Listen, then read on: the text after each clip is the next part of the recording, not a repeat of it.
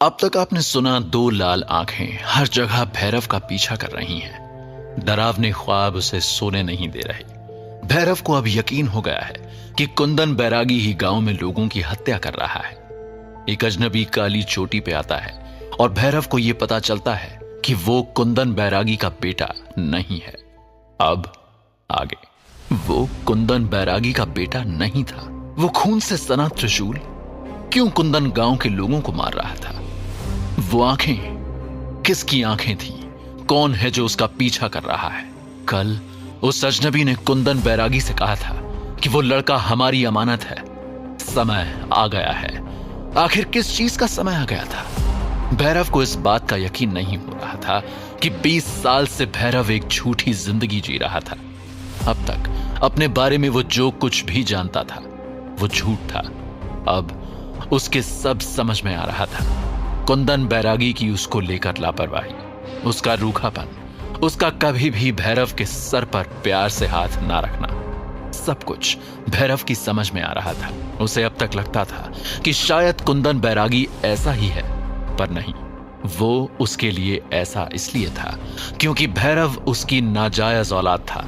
और शायद हर बार भैरव को देखकर कुंदन बैरागी को गौरी की बेवफाई याद आती थी। भैरव का दिमाग काम करना बंद कर चुका था। रात को रोज की तरह जब नंदी को सुलाकर भैरव अपने बिस्तर पर लेटा तो उसने देखा कि कुंदन बैरागी कुटिया में इर्द गिर्द आग जलाकर जंगल की तरफ बढ़ गया।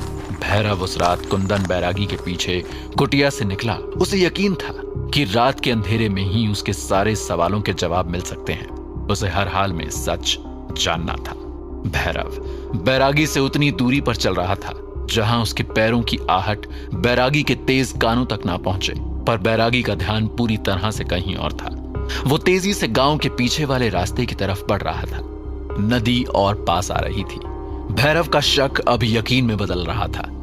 गांव में जितनी मौतें हुई थी सबकी लाशें नदी के पास इस हिस्से में ही मिलती थी। नदी पर पहुंचते ही बैरागी ने कुछ लकड़ियां इकट्ठा की और कमर से बंधे झोले में से माचिस निकालकर आग जलाई। त्रिशूल जमीन पर गाड़ा और उसी के बगल में ठीक आग के सामने बैठकर कुछ बुदबुदाने लगा। भैरव पेड़ की आड़ में छुपा ये सब खामोशी से देख रहा था। कुंदन ने कमर से एक खंजर निकाला, अपनी उंगली काट के अपना खून आग में बहा दिया। अचानक जंगल में से एक साया निकलकर कुंदन की तरफ बढ़ने लगा। जैसे ही साया आग के पास पहुंचा, भैरव ने देखा कि वो आदमी गांव का लुहार दुर्जन सिंह था। पर कुछ तो अजीब था। दुर्जन के हाव भाव से ऐसा लग रहा था कि वो किसी के वश में सर झुकाए चलता चला आ रहा है। तभी भैरव को लगा कि उसके पीछे कोई है। वो पलटा तो उसका पैर सूखी टहनी पर पड़ गया। टहनी के टूटने की आवाज जैसे पूरे जंगल में गूंज गई। भैरव ने फौरन कुंदन की तरफ देखा, पर बहुत देर हो चुकी थी। दुर्जन भूखे शेर की तरह भैरव की ओर लपका, पर कुंदन बैरागी बीच में आ गया। दुर्जन ने अपने मुंह में कुंदन का त्रिशूल वाला हाथ दबा लिया। कुंदन दर्द से चीखा। फिर दुर्जन ने एक झटके में बैरागी को दूसरी तरफ फेंक दिया और बैरागी की तरफ छलांग लगाई। भैरव हमेशा की तरह खतरा देखते ही सतर्क हो गया, जैसे कि खतरों से लड़ना ही उसके जीवन का असल मकसद था। पर आज उसके पास कोई हथियार नहीं था। उसने सोचा शायद भागा जा सकता है, पर तब तक दुर्जन बिजली की तरह उसके ऊपर झपट पड़ा। जमीन पर गिरे भैरव ने जब दुर्जन को देखा तो उसके होश उड़ गए। दुर्जन के मुंह से जानवर के ताजे खून की बू आ रही थी और दुर्जन की आंखें उसकी नहीं थी, पर उनकी जगह वही दो लाल आंखें थी, जैसे किसी ने दुर्जन के शरीर पर कब्जा कर लिया था। भैरव ने एक जोर का धक्का मारा और दुर्जन कई कदम पीछे जा गिरा। भैरव अपनी ताकत से खुद हैरान था। दुर्जन शायद मुस्कुरा रहा था। इस बार उसने दुगनी ताकत से हमला किया। भैरव का सर किसी पत्थर से जा टकराया। उसकी आंखों के सामने अंधेरा छाने लगा। उसे अपने सर से निकलते खून का आभास हो गया था। दुर्जन उसकी गर्दन की तरफ अपना मुंह बढ़ा रहा था कि तभी दुर्जन की गर्दन, सीने और पेट से त्रिशूल के 3 नुकीले सर आर पार हो गए। दुर्जन भैरव के बगल में गिर गया और भैरव ने अपनी बंद होती आंखों से सिर्फ इतना देखा कि सामने कुंदन बैरागी अपने त्रिशूल के साथ खड़ा था। जब भैरव की आंख खुली तो भैरव अपनी कुटिया में तेज बुखार से तप रहा था। वो कुछ हिम्मत करके अपने बिस्तर पर उठ के बैठा तो उसने देखा कि कुंदन बैरागी आग में चाकू गरम करके अपने हाथ जला रहा है। भैरव को अचानक वो रात याद आ गई जब कुंदन उसकी मां के हाथ को ठीक इसी तरह जला रहा था। कुटिया के बाहर बहुत कम रोशनी है। उसने खिड़की से आसमां की तरफ देखा तो रात हो रही थी। कुटिया की दूसरी तरफ नंदी सो रही थी। अचानक भैरव को दुर्जन की शक्ल याद आई। उसने हाथ उठाकर अपना सर छुआ तो दर्द की लहर उसके शरीर में दौड़ गई। वो कोई सपना नहीं था, सच में दुर्जन ने उस पर जानलेवा हमला किया था और बैरागी ने उसे जान से मार दिया था। उसे बैरागी से बात करनी थी। भैरव बैरागी की तरफ आगे बढ़ा तो लड़खड़ा के गिर गया। बैरागी दौड़ता हुआ आया। उसने भैरव को सहारा देकर उठाया। ये सब क्या है? उसने कुंदन के जले हुए हाथ की तरफ इशारा करके कहा, आखिर हो क्या रहा है? कौन हूं मैं? कुंदन बैरागी जानता था कि वो घड़ी आ गई है जिसका उसे डर था। उसने सहारा देकर भैरव को कुटिया की चौखट पर बैठा दिया और खुद भी उसके बगल में बैठ गया। कुछ देर तक दोनों में से किसी ने कुछ नहीं कहा। दोनों सामने जलती आग को देखते रहे। बैरागी बोला, तुम योद्धा हो, एक ऐसा योद्धा जो दुनिया की हर बुरी शक्ति से लड़ सकता है, चाहे वो जिंदा हो या मुर्दा। तुम्हें इस दुनिया में बुराई के विनाश के लिए ही भेजा गया है। तुम ही एक ऐसी शक्ति हो जिससे वो डरता है। भैरव कुछ समझ नहीं पा रहा था।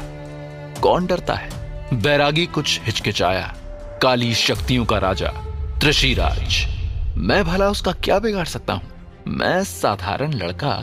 भैरव ने कहना शुरू ही किया था कि तुम साधारण नहीं हो भैरव, तुम रक्षक हो इस दुनिया के। तुम्हें इतना शक्तिशाली बनाने के लिए गौरी ने अपनी जान दे दी। बैरागी का गला भर्रा गया। उसने पहली बार भैरव के सामने उसकी मां का नाम लिया था। आंखें बंद करो। भैरव ने फौरन आंखें बंद कर ली। एक ठंडी हवा का झोंका कहीं से आया। भैरव ने आंख खोली तो 7 साल का भैरव अपनी मां की गोद में आराम से सो रहा है। उसकी मां के हाथ पे जले का निशान अभी भी ताजा था। तभी कुंदन दौड़ते हुए कुटिया में आया। हमें भागना होगा। कहां भागेंगे? कहीं भी, सवाल मत करो। गौरी भैरव को गोद में लिए कुंदन के पीछे जंगल में दौड़ने लगी। वो लोग कुछ दूर ही निकले थे कि तभी अचानक एक चीख की आवाज आई। गौरी और बैरागी रुक गए।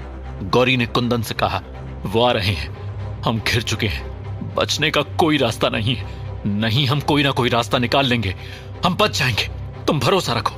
कुंदन ने यकीन दिलाया, पर गौरी ने अपना सीधा हाथ आगे कर उसका सीधा हाथ जो जगह जगह से जला हुआ था उस पर 2 दांत के नए निशान आ चुके थे, जैसे उसे सांप ने काटा हो।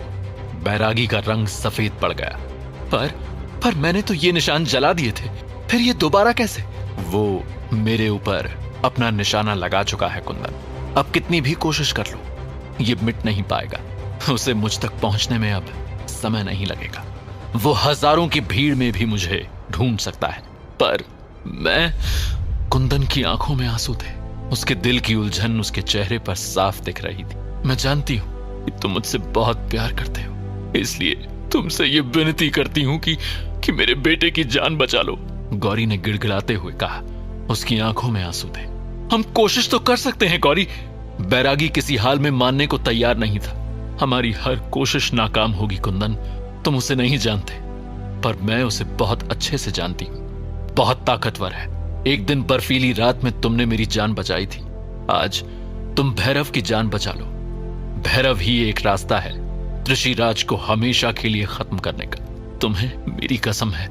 तीसरी चीख उनके बहुत करीब आ चुकी थी। गौरी ने सोते हुए भैरव को कुंदन को सौंपा। कुंदन ने गौरी को गले से लगाया और भैरव को लेकर दूसरी ओर बढ़ने लगा। जाते जाते उसने आखिरी बार गौरी को देखा और फिर भैरव के साथ जंगल में गायब हो गया। भैरव को एक ठंडी हवा का झोंका महसूस हुआ। उसने आंखें खोली तो वो कुटिया के बाहर कुंदन के साथ बैठा था। उसका चेहरा आंसुओं से भीग चुका था। तुम्हें बचाने के लिए कई लोगों ने बहुत बड़ी बड़ी कुर्बानियां दी हैं। सब सिर्फ इस आस में है कि तुम एक दिन त्रिशिराज को हमेशा के लिए खत्म कर दोगे। मैं जानता हूं कि ये सब सुनना और समझना तुम्हारे लिए मुश्किल है, पर धीरे धीरे तुम सब समझ जाओगे। भैरव के सर पर जैसे कोई हथौड़े मार रहा था।